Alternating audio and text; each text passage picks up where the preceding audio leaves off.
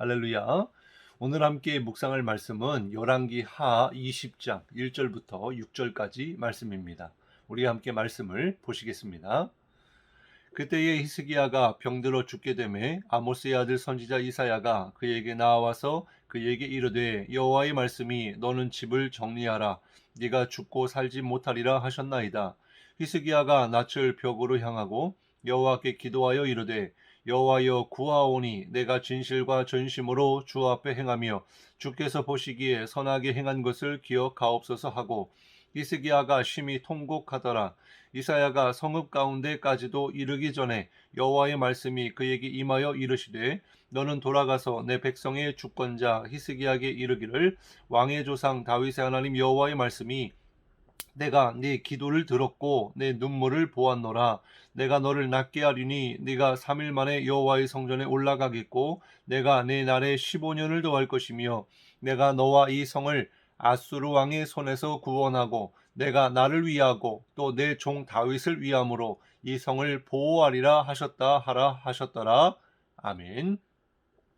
오늘 함께 은혜를 나눌 말씀의 제목은 운명을 바꾸는 기도입니다. 말씀을 통해 은혜가 있기를 주님의 이름으로 축복합니다.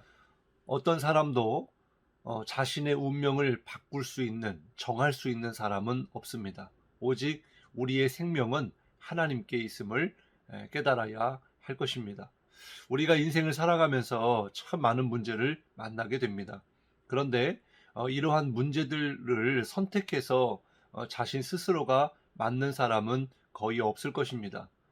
자기가 생각하지 못했던 상황 가운데 물질의 문제가 찾아오고 또 건강의 문제가 찾아오고 또 자녀의 문제가 찾아오게 되는 거죠.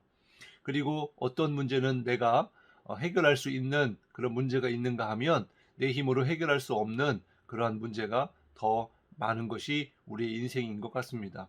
그런데 우리가 지금 계속 기도의 응답에 관하여 말씀을 나누고 있습니다만은 우리가 어떤 삶의 문제를 만나든지 기도하면 하나님께서 응답해 주신다. 기도가 축복이고 기도가 능력이다라고 하는 것을 우리가 날마다 깨닫고 또 그러한 하나님의 응답의 역사를 경험하는 축복의 주인공이 될 수 있기를 바랍니다. 히스기야는 이스라엘의 왕이었죠. 그런데 그에게 죽을 수밖에 없는 그런 병이 걸리고 말았습니다. 그래서 하나님은 그의 죽을 것을 아시고 이사야 선지자를 보내셔서 집을 정리하라 이제 죽을 것이다 라고 하는 말씀을 전하도록 하신 것입니다. 그런데 여기에서 너는 이제 죽을 것이니 집을 정리하라 라고 하신 말씀에는 이제 왕위를 이어줄 그런 후계자를 삼으라 라고 하는 말도 있지만은 그러나 집을 정리하라 라고 하는 것은 내가 인생을 살면서 사용했던 또 가지고 있던 모든 물질이라든지 또 물건이라든지 또 자기가 입던 옷이라든지 이러한 것들을 다 정리하라 라고 하는 의미가 담겨져 있는 거죠. 왜 그렇습니까? 죽으면 내가 지금 가지고 있고 누리고 있는 것이 아무런 소용이 없기 때문이죠. 죽으면 아무것도 가지고 갈 수가 없기 때문입니다. 오히려 갑작스런 죽음, 갑작스런 병으로 인해서 내 가족이 나의 물건을 또 나의 재산을 이렇게 정리해주는 그런 경우가 더 많겠죠. 어쨌든 중요한 것은 이 땅에서의 것은 영원하지 않다라고 하는 것이고 또 죽으면 아무것도 소용이 없기 때문에 우리가 인생을 살면서 뭐가 더 중요한 것인지를 우리가 깨달아야 되고 또 이 땅의 것에 너무 집착하며 살지 말아야 하는 것을 우리가 깨달을 수가 있습니다. 우리가 빈손으로 태어나서 살면서 많은 것을 가지게 되고 누리게 되지만 이 모든 것은 하나님의 은혜인 줄 믿습니다. 왜 아무것도 가지고 가지 못할 것을 그렇게 욕심을 부리며 살았는가 우리가 생각하게 되는데 어쨌든 이 히스기야가 이렇게 선지자를 통해서 너는 이제 죽을 것이다. 집을 정리하라 라고 하는 말씀을 듣게 되었다라는 것입니다. 그리할 때 히스기야는 어떻게 했습니까? 그는 벽에다가 자신의 얼굴을 대고 통곡하며 울면서 기도를 했습니다. 3절 말씀에 여호와여 구하오니 내가 진실과 전심으로 주 앞에 행하며 주께서 보시기에 선하게 행한 것을 기억하옵소서 하고 히스기야가 심히 통곡하더라 그랬습니다. 그랬더니 하나님이 5절 말씀에 이렇게 응답해 주셨습니다. 내가 내 기도를 들었고 내 눈물을 보았노라. 내가 너를 낫게 하리니. 할렐루야. 히스기야가 비록 죽을 병에 걸렸고 하나님이 선지자를 통해서 죽을 것이다 라고 했지만 이렇게 히스기야가 하나님 앞에 통곡하며 하나님 앞에 간절히 기도했더니 하나님께서 그 기도를 들어주셨다라고 하는 것입니다. 그래서 그의 생명이 15년이나 연장이 되었다라고 하는 거죠. 그렇습니다. 우리가 죽을 병에 걸렸어도요, 하나님 앞에 기도해야 한다라는 거예요. 우리가 죽을 일이 있어도 기도해야 되고, 죽을 만큼 힘든 일이 있어도 기도해야 되고, 내 힘으로 해결할 수 없는 정말 삶에 무거운 그런 짐이 있다 하더라도 하나님 앞에 기도해야 된다라고 하는 거죠. 그리고 내가 바쁘게 또 뛰어다니며 문제를 해결해 보려고 하는 그 시간보다 하나님 앞에 나아가서 기도하는 시간이 더 효과적이고 더 중요하다라고 하는 것을 깨달아야 한다라는 것입니다. 그 주님이 병도 낫게 해주셨고 또 생명도 연장시켜 주셨고 문제도 해결해 주셨음을 깨닫고 바로 우리 또한 그렇게 히스기야처럼 힘든 문제가 있다 하더라도 또 죽을 운명에 처해 있다 하더라도 하나님 앞에 기도하여 하나님의 그런 응답과 기적의 역사를 경험하기를 바랍니다. 오늘 말씀을 통해서 기도의 능력을 우리가 다시 한번 깨닫게 되는 것은 바로 기도는 하나님의 마음을 움직인다, 하나님의 보좌를 움직인다라고 하는 것입니다. 히스기야의 기도가 하나님의 마음을 움직였는데 어떻게 해서 그럴 수 있었을까요? 얼굴을 벽으로 향하여 통곡하며 기도했다고 말씀하고 있습니다.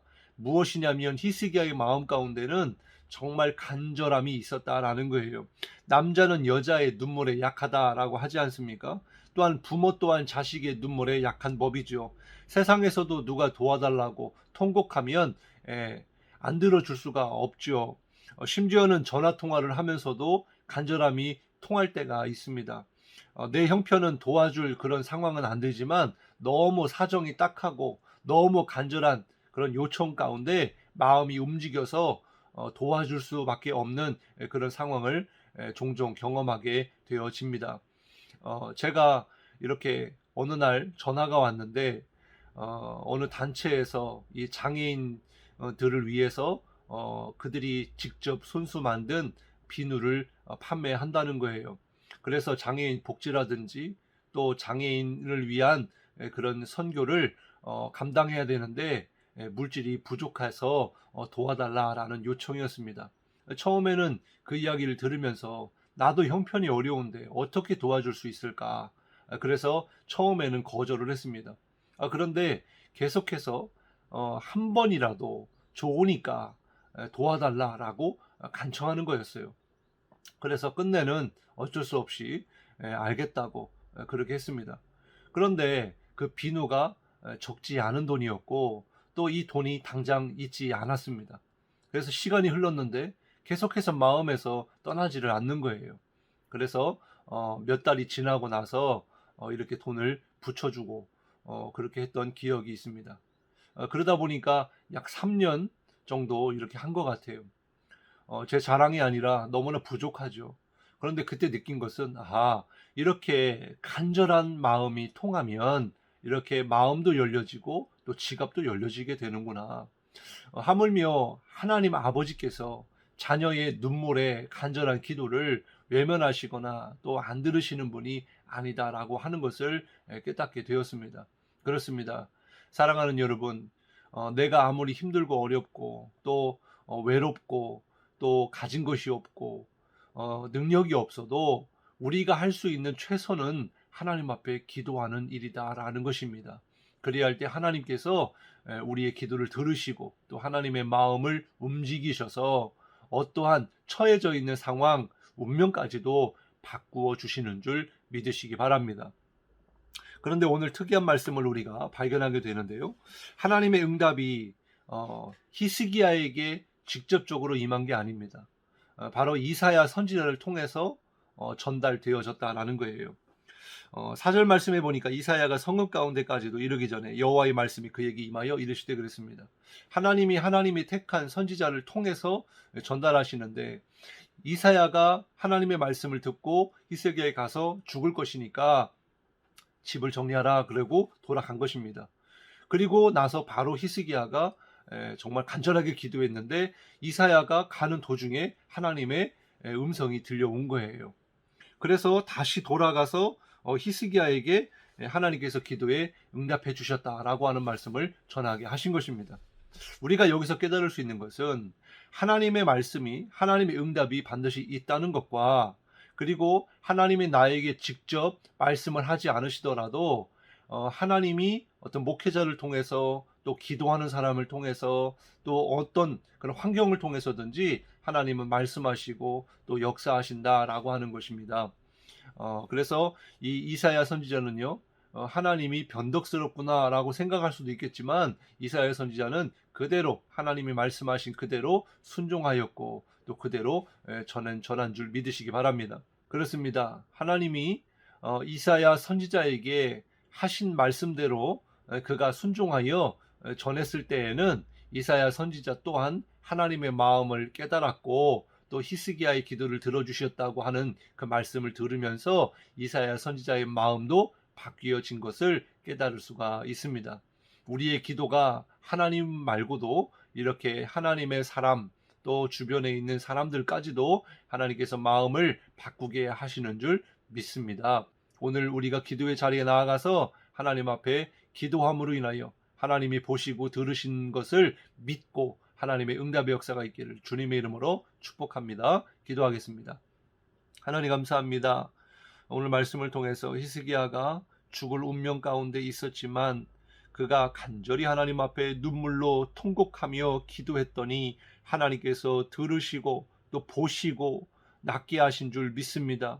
하나님, 이러한 역사가 우리에게도 있기를 원합니다. 정말 하나님 마음을 움직일 만한, 하나님의 보좌를 움직일 만한 그런 간절함, 그 아버지 하나님 갈망과 소망을 가지고, 믿음을 가지고 하나님 앞에 간절히 기도할 때 하나님의 역사가 있을 줄 믿사오니, 우리가 어떤 삶의 문제를 만나더라도, 우리가 우리에게 처해져 있는 운명이라 할지라도 하나님 앞에 기도하여 주님의 응답의 역사를 경험하는 축복의 주인공이 되게 하여 주옵소서. 감사드리며 예수님의 이름으로 간절히 기도드리옵나이다. 아멘.